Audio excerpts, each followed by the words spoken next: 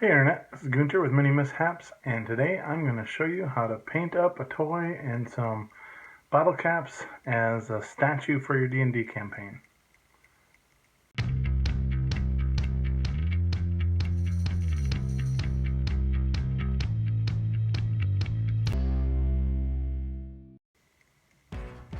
Alright, so you're probably thinking, why do I need a statue for my D&D campaign? And maybe you don't, but maybe you have gotten some miniatures that aren't quite the right scale, or maybe they're less detailed miniatures that you otherwise would never paint or use for anything. Or maybe you are a 3D printer and you've got prints that have partially failed or are obvious print lines. So any of those make great statue and terrain choices for D&D or for tabletop war games, and that's exactly what we're doing today. Is I have a bag of these toys from the dollar store, and they're knights, but they're much too big for D&D standard size, and their bases are flimsy and they don't stand on their own, and so we're going to turn them into some columned statues for a Hall of Heroes that we're doing. It is Ultimate Sacrifice Day today, I think, and I thought that doing the Hall of Heroes would be a good way to have that match up. So first things first, you're going to get those miniatures. In this case, these are little toys, and I've got 8 of them picked out. You're going to get a big old paintbrush, and you can do all this today with craft paints. You don't have to have special miniature paints, but I'm using a metallic paint called gunmetal, and I am using a giant brush to just sort of slosh the gunmetal on.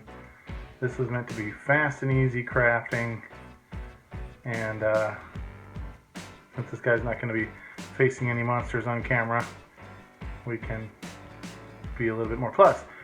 These are meant to look aged, so little spots that you miss or things are just going to be like there's extra oxidization or deterioration of the statue.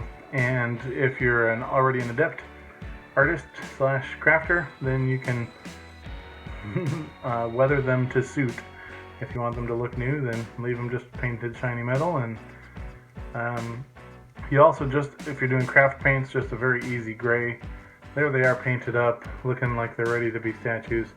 I've got them stuck down onto bottle caps, and this is how I find that it's easiest to hold them to paint. I just use double-sided tape. But in this case, for this craft, you could actually leave them adhered to the bottle cap or glue them down and have that become the top of the column, which I'll show you in a little bit here.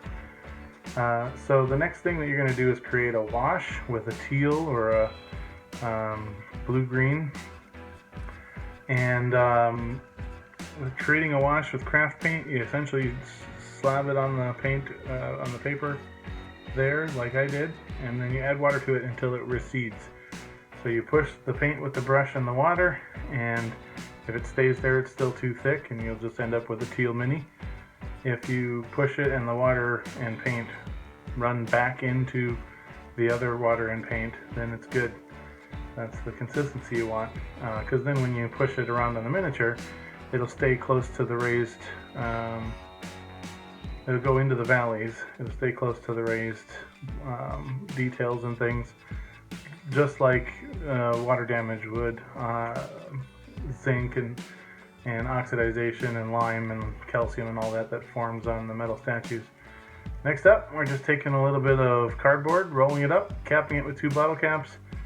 I don't even have to glue it, and then I'm just going to be adding a little bit of paint, and instead of having you watch me paint it, I'm going to skip because I actually cheated and just later went out and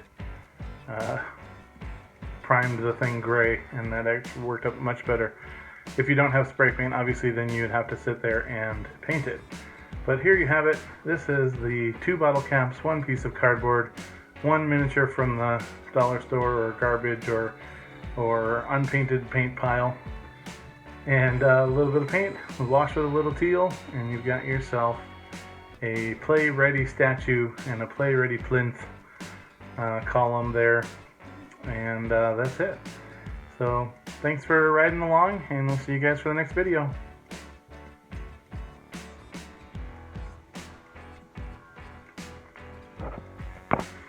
Thank you so much for watching my video, and if you like what you saw, go ahead and subscribe, and you can support us on Patreon or buy me a coffee, and we will see you for the next video. Thanks, Internet.